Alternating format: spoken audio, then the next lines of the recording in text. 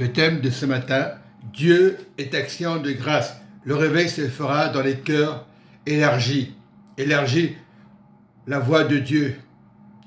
Action de grâce. Soyez dans la grâce de Dieu. Et Isaïe a parlé, parce qu'il y a eu des réveils. Et ils ont terminé par la chair. Le réveil de Toronto était un réveil. C'était un bon départ. Et c'est terminé par la chair. Veillez afin que le réveil soit dans vos cœurs. Ne soit pas humain, ce qui se passe en ce moment. Et Isaïe le déclare ce matin. Il parle à tous les pasteurs, à tous les fidèles, à tous les visiteurs des églises. Réveillez-vous, réveil. Ayez le réveil de Sion. Et je parle dans Isaïe 12. Tu diras en ce jour-là, je te loue, ô Éternel. Nous devons louer l'Éternel. Il y aura des faux pasteurs. N'ayez pas peur. Si Dieu est avec vous, fidèles ou pasteurs, qui sera contre vous? Mais il y aura parmi vous des sectes. Ayez les yeux ouverts vers la montagne de Sion. Ce matin, Dieu a parlé, Dieu a déclaré dans toutes les assemblées évangélistes. Faites attention aux faux prophètes qui viendront vous troubler. Ils seront vos amis, ils auront la même vision, mais ils vous tromperont. Ayez la montagne de Sion. Et le Seigneur dit, louez l'Éternel. Louez l'Éternel pendant qu'il est temps, car tu as été irrité contre moi. Ta colère s'est tournée et tu m'as consolé. Voilà, et Dieu parle, ta colère s'est tournée et tu m'as consolé. La colère de Dieu peut avoir une sainte colère, c'est normal. Voici Dieu de ma délivrance, il est le Dieu de la délivrance. Réveillez-vous, assemblée, pasteur, pastoral, ayez la vision sur Sion. N'ayez pas de jugement envers les fidèles. S'ils sont fatigués, s'ils sont paresseux, priez pour eux. Je serai plein de confiance et je ne craindrai rien.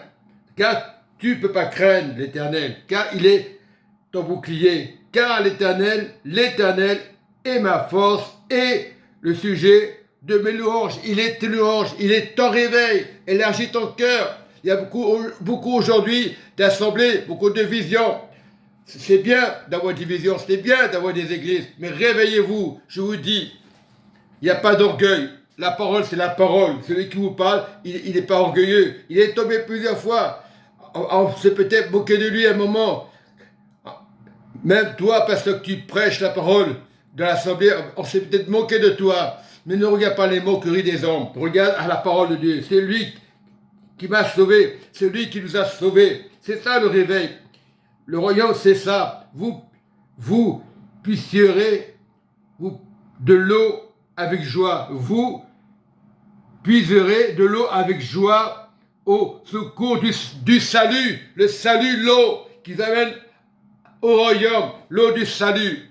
Réveillez-vous. C'est bien de dire des belles paroles, de parler de Jésus. Le Jésus des nations. Le Jésus des nations. Réveillez-vous. Le salut est là. Et vous direz, en ce jour-là, vous verrez la gloire du Seigneur. Louez l'Éternel, invoquez le nom du Seigneur Jésus.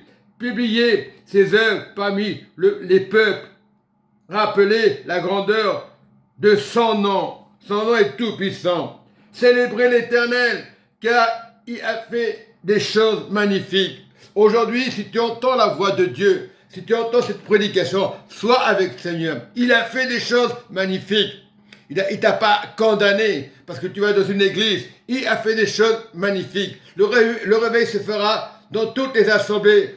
Au lieu de dire mon réveil, il y aura un réveil grâce à nous. C'est pas grâce à vous, c'est pas grâce à Satan. Le réveil se fera dans les cœurs. Quand Dieu va se mêler d'une humain, tout le monde va parler la langue de Dieu. La langue de Dieu. Il n'y aura pas une langue de mensongère. Mais en ce temps de la fin, il est temps de louer, d'intercéder. Ne pose pas la question, tu as fait 40 jours de jeûne, ou plus peut-être, chez certains assemblées.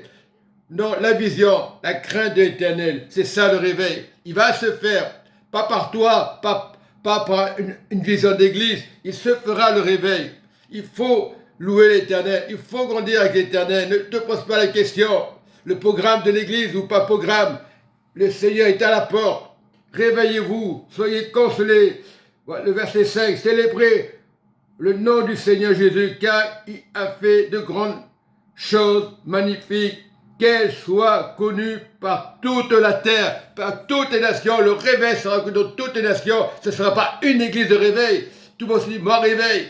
Les assemblées disent mon réveil. Chaque pasteur dit mon réveil. Chaque leader dit mon réveil. C'est un mensonge de Satan. Le réveil se fera dans les 8 milliards de personnes. Dieu ne fait pas de jugement. Dieu ne fait pas de critique. Aujourd'hui, on parle mon assemblée. Il faut aller à l'assemblée pour grandir. Il faut aller au cellule des prières, mais pas selon les ordres, selon les pasteurs, selon la montagne de Sion. Et je termine au verset 6. Pour des cris de joie, d'allégresse, pour les nations, peu importe ce qui part autour des siècles, habitants de Sion, car il est grand au milieu de toi, le Saint des nations, le Saint d'Israël, le Saint de ta famille, le Saint de l'amour. Au lieu de vous critiquer assemblée, à lui et pas des nôtres, à lui c'est un imposteur. Arrêtez de voir le Judas partout. C'est le seul Saint, c'est la seule sanctification. Il est temps de revenir. Pas vos programmes que vous faites, c'est bien, vous parlez de Jésus, vous parlez du réveil. Tout le monde parle du réveil en ce moment. Il y aura un réveil pour toutes les croyances. Un seul Seigneur Christ, il a accepté la croix. Il a subi à la croix. Il a été rejeté, humilié. Tout ce qu'il a vécu, vous ne le savez pas. Tu parles de la croix, tu parles de Jésus. Mais Jésus, il ne faut pas pleurer. Il a accepté le plan magnifique de Dieu. Il est à la droite de Dieu. Il ne peut pas retourner en arrière. Il a obéi à Dieu. Malgré la souffrance, c'est le seul qui a été persécuté. Job aussi a été persécuté différemment. Mais le Seigneur, le Messie, a été persécuté, pas pour le commerce. On l'a rejeté, il était hors du temple. Il a accepté de mourir à une croix, au milieu des brigands. Lui qui n'avait pas fait de mal. Mais c'était le plan de Dieu. Et quand c'est le plan de Dieu, c'était pour sauver les nations. Et il se fera le réveil. Jésus, Maranatha, il est à la porte. La trompette va sonner. Mais pour le moment, priez, intercédez. Ne cherchez pas un réveil artificiel. Soyez le surnaturel assemblé. Réveillez-vous, pasteur. Vous faites votre travail. C'est vrai, vous pensez que c'est vraiment de Dieu. C'est de Dieu, mais il y a des combats. Oui, l'ennemi ne peut pas vous toucher. Il est là pour vous effrayer. Il est là pour vous accuser. Lorsqu'il y a une mauvaise nouvelle d'une famille, on commence à s'énerver. Non, Dieu est vivant. Tu es vivant. Toi, pasteur, peut-être tu as péché, peut-être tu n'as pas péché. C'est l'affaire de Dieu. Mais revenez à la montagne de Sion. C'est dans le verset 12. Dans le chapitre 12, je veux dire, et le verset clé, c'est le verset 6, pousse des cris de joie, d'allégresse, habitants de Sion, car il est grand au milieu de toi, le Saint d'Israël. Le Saint d'Israël, c'est Jésus de Nazareth. Il aime tout le monde. Les 8 milliards, il les aime. Viendra à Jésus. Et ce temps, tu viendras à Jésus, que tu le veuilles ou pas. Il ne va pas te forcer. Ton cœur sera touché. Tu auras la joie et tu vas pleurer pour le Saint-Esprit. Soyez en paix, dit le Seigneur. Et le Amen, Amen.